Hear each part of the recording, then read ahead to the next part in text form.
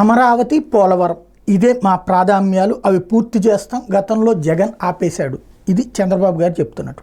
Yes, ప్రాధాన్యాలు ఖచ్చితంగా పూర్తి చేయాలి.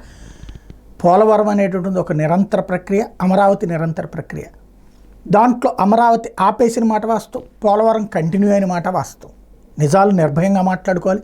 అబద్ధాలకే అందం ఉంది కదా అని చెప్పేసి ఎగరేసి చెప్పుకోనక్కర్లేదు. అమరావతి బదులు తను వైజాగ్ ఈ పనులు చేసేటప్పుడైనా స్టిల్ నవ్వు వైజాగ్ను వదిలిపెట్టదు. అమరావతి ఖచ్చితంగా చేయండి. ముందు దాన్ని ఏంటది సెల్ఫ్ ఫైనాన్షియల్ క్యాపిటల్ ఇప్పుడు ఏమన్నా ఉందా? 64,000 కోట్ల రూపాయలు దానికి ఖర్చు పెట్టబోతున్నామని అధికారికంగా ఇప్పుడు ప్రభుత్వమే చెప్తోంది. అందులో 24,000 కోట్లు మొదటి దశలోనే. అది ఖర్చు పెట్టడానికి తప్పని కూడా నేను అన్నాను. ప్రాధాన్యత క్రమంలో దానికి అవసరం. ఎందుకంటే రాజధాని లేని రాష్ట్రం లేదా రాజధానికి ఒక రూపం లేని రాష్ట్రం అనే కంటే కూడా రాజధాని కావాలి. సరే, చంద్రబాబు అమరావతి అంటే జగన్ వైజాగ్ అన్నాడు. దాన్ని మనం వద్దనుకున్నాం.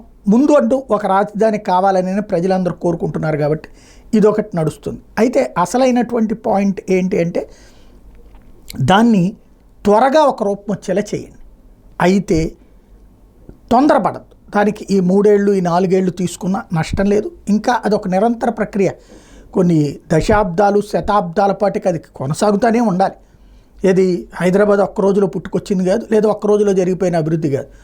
అది నిజాముల నుంచి బిగిన్ చేస్తే వాటి వరకు మనం మామూలుగా ఇది పాపం కాదు. దాంట్లో అభివృద్ధిలో తలా వేస్తూనే వచ్చారు, కానీ దాన్ని ఎవరు చెడగొట్టాలనుకోలేదు. అమరావతిని అయితే చెడగొట్టాలనుకున్నారు కాబట్టి ఇది మనం ముందుకు తీసుకెళ్లడంలో తప్పులేదు. ఇకపోతే పోలవరం కన్స్ట్రక్టివ్గా చేయాలన్నటువంటి కాన్సెప్ట్ గుడ్. అది మనం చేసేదేం లేదు. ఆ పోలవరం అథారిటీ చేస్తుంది, వాళ్ళే మ్యాప్లు వేస్తారు, జస్ట్ మనం వెళ్ళి చూడటమే. కానీ ఓవర్ ప్రెషర్ చేయొద్దు. ఏదైతే పోలవరం విషయంలో 6 నెలల ముందే చేయండి, ముందుకు తీసుకొచ్చిన డెడ్ లైన్, ఇలాంటి హెడ్లైన్స్కి బాగుంటాయి, వినడానికి బాగుంటాయి. ఆ తొందరపాటే నాశనం చేసింది కిందసారి పోలవరాన్ని.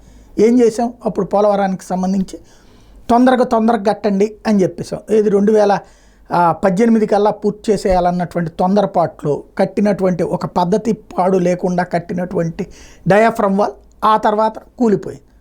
ఎందుకని డయాఫ్రమ్ వాల్ కట్టాలంటే ముందు నీళ్ళని నిల్వ ఉంచాలి. నీళ్లు నిల్వ ఉంచేటటువంటి సిస్టానికి సంబంధించినేమో గ్యాప్ వదిలిపెట్టేసి ఇక డయాఫ్రమ్ వాల్ కట్టేస్తే ఆ గ్యాప్లో నుంచి వచ్చిన వరద డయాఫ్రమ్ వాల్ కొట్టేసింది. అదే కదా నిపుణుల నివేదిక కూడా. మళ్ళీ ఇప్పుడు తొందరపాటు చర్యలు చేస్తే ప్రమాదం. ఫస్ట్ అక్కడ ముందు నిర్వాసితులకు డబ్బులు చెల్లించేయండి. రెండవది, ఇది తొందరపడద్దు. ఒక 6 నెలల ఆలస్యమైనా, ఏడాది ఆలస్యమైనా పర్లేదు. ప్రాజెక్ట్ పర్ఫెక్ట్గా కమిటెడ్గా పూర్తి చేయండి. ఈ డెడ్ లైన్ల పేపర్ల హెడ్డింగుల కోసం, టీవీల్లో బ్రేకింగుల కోసం, యూట్యూబ్లో థంబ్నెయిల్స్ కోసం కాకుండా సిన్సియర్గా మరొకసారి తొందరపాటు చర్య లేకుండా జాగ్రత్త పడాల్సిన అవసరం ఉంది.